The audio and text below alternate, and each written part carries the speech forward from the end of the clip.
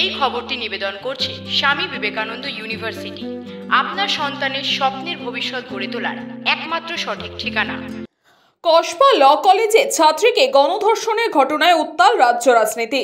রবিবার কসবা থানায় পৌঁছে গিয়েছিলেন জাতীয় মহিলা কমিশন। তারা কসবা থানা থেকে পৌঁছে গিয়ে মূল ঘটনাস্থলে ঢুকেছিলেন, অর্থাৎ কসবা ল কলেজে পৌঁছেছিলেন জাতীয় মহিলা কমিশনের সদস্যরা। কসবা থানার পুলিশ আধিকারিকদের সঙ্গে সেখানেই বাগবিতণ্ডায় জড়িয়ে পড়েন অর্চনা মজুমদার। ক্রাইম স্পটে ছবি তোলা নিয়ে শুরু হয় টানাপোড়েন। সূত্রের খবর, আজ তারা কথা বলতে পারেননি নির্যাতিতার পরিবারের সাথেও। তবে কসবা ল কলেজের জাতীয় মহিলা কমিশনের সদস্যরা পৌঁছানোর পরই পুলিশ আধিকারিকদের সঙ্গে গেটের সামনে কথাবার্তা বলতে দেখা যায় অর্চনা মজুমদারকে। ক্রাইম স্পটে ছবি তুলতে দিতে কোনো মতেই নারাজ পুলিশ। তবে ঘটনা খতিয়ে দেখতে চায় এনসিডব্লিউ সদস্যরা। তারা জানিয়েছেন, নিয়ম মেনে ঘটনাস্থলে ভিডিওগ্রাফি চান তারা। ছবি তুলতে না পেরে ঘটনাস্থল থেকে বেরিয়ে আসেন এনসিডব্লিউ সদস্যরা। কলেজের গেটের সামনে দাঁড়িয়ে চলে বাগবিতণ্ডা। অন্যদিকে পুলিশ সূত্রে খবর, ঘটনাস্থল সিল করার কারণে সেখানে কোনো রকম ছবি তুলতে দেওয়া যাবে না। অন্যদিকে জাতীয় মহিলা কমিশন তরফে বলা হয়, নিয়ম মেনেই তারা কাজ করবেন। সিল জায়গায় না ঢুকে ভিতর থেকেই ভিডিওগ্রাফি করা হবে।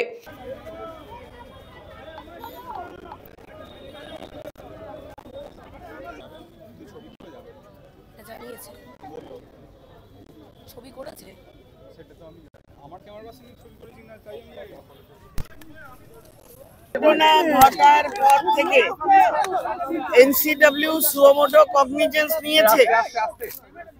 মেম্বার হিসেবে আমাকে দায়িত্ব দেওয়া হয়েছে ভিকটিম এবং তার পরিবারের সাথে কথা বলা, ইন্সপেকশন করা, ক্রাইম সিন দেখা এবং এই ঘটিত যা কিছু আছে সবকিছু দেখাশোনা করে রিপোর্ট সাবমিট করা ইন আ ডে।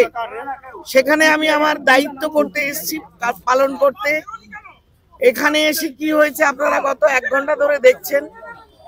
এরপরে এখন শুনছি কোন সমস্ত ক্রাইম সিন থেকে, কলেজ থেকে, লিফট থেকে সমস্ত জায়গা ব্যারিকেডেড, কর্ডন, তালামারা এইগুলো হয়ে আছে। সুতরাং চোখে দেখে কিছু নতুন কিছু দেখতে পাইনি, দেখতে দেওয়া হয়নি বলতে পারেন। আমি গতকাল থেকে ডিসি নর্থ তার সঙ্গে কন্ট্যাক্টে আছি। গতকাল আমি 5টা থেকে 6টার মধ্যে ভিকটিমের বাড়ি যাবার কথা বলেছি। ভিকটিমের বাড়িতে যাবার জন্য তার বাবার নাম্বার আমাকে দেওয়া হয়েছিল। বাবা গতকাল অন্তত 5 বার আমার সঙ্গে কথা বলেছেন। তাদের মনের মধ্যে একটা ভয় ঢোকানো হয়েছে, যেভাবে এই রাজ্যে কলেজের ভেতর, ইনস্টিটিউশনের ভেতরে রেপ, গণধর্ষণ এইসব চলছে, মার্ডার চলছে, পিতা হিসাবে এবং প্রত্যেকটি মানুষ ভীত, সন্ত্রস্ত। এবং এই কাজটার জন্য বাবাকে আজকে সকালবেলা, কাল রাত্রিবেলা তারা বললেন আমরা আমাদের 164, আমাদের পোস্ট মেডিকেল রিপোর্ট এবং আমরা ক্রাইম সিন সমস্ত কাজ আজকে করব। যেহেতু গতকাল কমিশনের চিঠি এসছে, পুলিশ 3 দিন বাদে হঠাৎ অত্যন্ত তৎপর হয়ে কাল রাত 12টা অবধি এই কাজগুলো করেছে এবং যাতে আমরা ভিকটিমের সাথে না বসতে পারি সে বন্দোবস্ত করেছে। এখন বহু কষ্টে, বহু লড়াই, চিনি চাপাটির পরে এই রাজ্যে এই ঘটনাস্থলে শুধুমাত্র ঢুকলাম এবং ক্যামেরা লাগানো আছে, সেটা নতুন করে লাগানো হয়েছে ঘটনার পরে। আগে 4টে ক্যামেরা ছিল, এখন 12টা ক্যামেরা লাগানো হয়েছে এই ঘটনা গ্যাং রেপের পরে। ওপর থেকে নিচ অব্দি সমস্ত তালা বন্ধ। আমি স্পটে এসে ঘুরে গেলাম যে এটা স্পট, এখানে আমি এসেছিলাম না। আমি ক্রাইম সিনে ঢুকতে পেরেছি না, আমি ওদের কমন রুমে ঢুকতে পেরেছি না, আমি কলেজের ওপর দেখতে পেরেছি না বাইরে দেখতে পেরেছি। এরপরে যখন ভিকটিমকে দেখতে যাওয়ার কথা হয়েছে, ডেপুটি কমিশনার ম্যাডামের কথা শুনুন।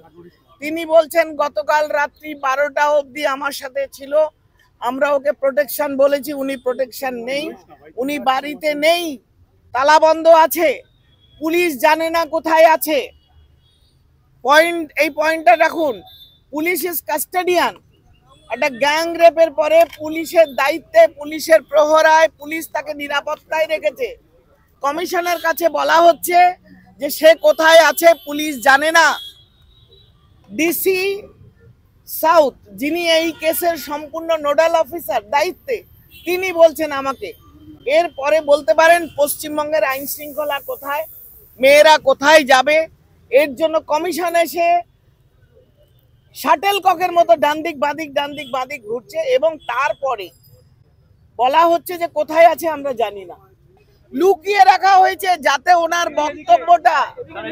ওনার বক্তব্যটা মেয়েটির কি বলছে কেউ যাতে জানতে না পারে।